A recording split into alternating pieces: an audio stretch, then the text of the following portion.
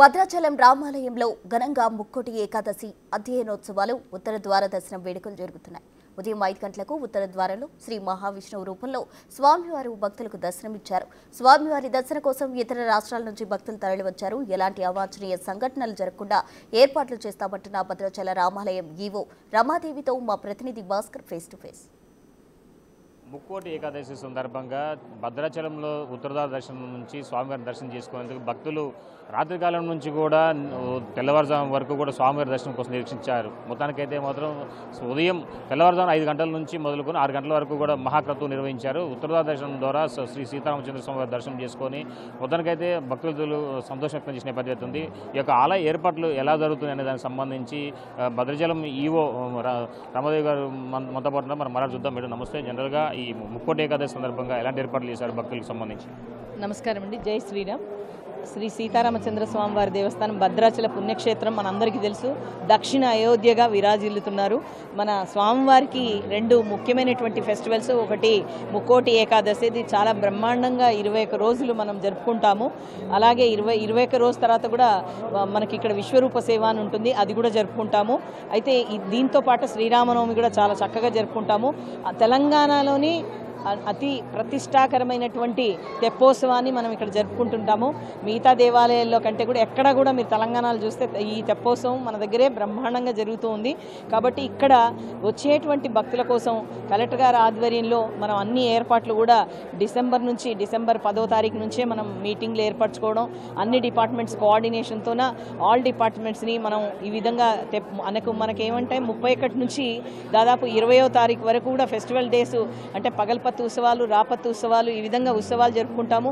9వ తారీఖు తెప్పోత్సవము, 10వ తారీఖు ముక్కోటి వైకుంఠ ద్వార దర్శనం చేసుకుంటాము. ముక్కోటి దేవతల విష్ణువుని వైకుంఠంలో ద్వార దర్శనం ఎలా చేసుకున్నారు, ఇక్కడ కూడా భక్తులందరికీ కూడా వైకుంఠ ద్వార దర్శనాన్ని ఇవ్వడం జరుగుతుంది.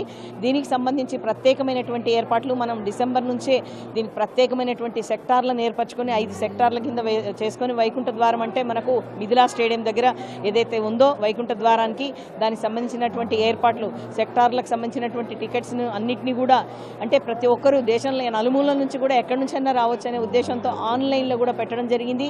ఇక్కడ ప్రత్యక్షంగా కూడా కౌంటర్స్ ద్వారా కూడా ఇవ్వడం జరిగింది.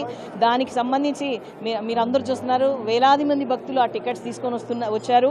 ఈరోజు వారందరూ కూర్చొని వీక్షించే స్థలంలో కూడా మనం ఎల్ఈడీల ద్వారా కూడా వారిని వీక్షించేందుకు ఏర్పాట్లు చేశాము.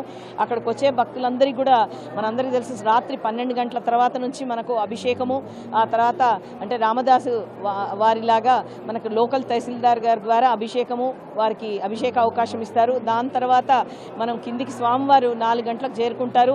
5 గంటల నుంచి 6 గంటల వరకు మనకి ఈ యొక్క వైకుంఠ ద్వార దర్శనం ఉంటుంది. దీనికి వేలాది మంది భక్తులు వచ్చారు. ఇక్కడికి వచ్చేటువంటి భక్తులందరికీ కూడా అన్ని రకాలైనటువంటి ఏర్పాట్లు గావించడం జరిగింది. సెక్టార్లో అన్ని డిపార్ట్మెంట్స్ అఫీషియల్స్ అందరూ ఉన్నారు. కలెక్టర్ గారు కూడా స్వయంగా పర్యవేక్షించారు. ఎస్పీ గారు, కలెక్టర్ గారు, తర్వాత అందరినీ వీఐపీస్ వీవీఐపీసే కాదు సామాన్య భక్తులకు కూడా ఎటువంటి లోటుపాట్లు లేకుండా వైకుంఠ ద్వార దర్శనాన్ని కల్పిస్తున్నాం. మీరు అందరూ చూస్తున్నారు. ఇక్కడికి వచ్చేటువంటి భక్తులు త్వరగా వచ్చి సీతారామచంద్ర స్వామి వారిని దర్శించుకొని వారు తిరిగి ఇంటికి వెళ్ళే విధంగా ఏర్పాట్లు చేయడం జరిగింది. ఎన్ని లడ్డు కేంద్రాలు పెట్టారు, ఎన్ని లడ్డూలు ఏర్పాటు చేశారు, అదేవిధంగా ఎంతమంది సిబ్బంది ఇప్పుడు ఈ యొక్క ముక్కోటి ఉత్సవాలు పాల్గొంటున్నారు? మనందరికీ తెలుసు, మహాప్రసాదం అంటే భోజనము, అన్నదానం ద్వారా ఎంతమంది భక్తులు వస్తే అంతమందికి ఏర్పాటు చేస్తున్నాం. అలాగే భక్తులందరూ కోరుకునేది వారి ఇంటికి ప్రసాద రూపంలో తీసుకెళ్లేది లడ్డూ ప్రసాదము. దానికి సంబంధించి మేము దాదాపుగా 1,50,000 దాటి చేసుకోవాలనుకున్నాం. అందుకే 1,25,000 మనం రెడీగా ఉంచుకున్నాము.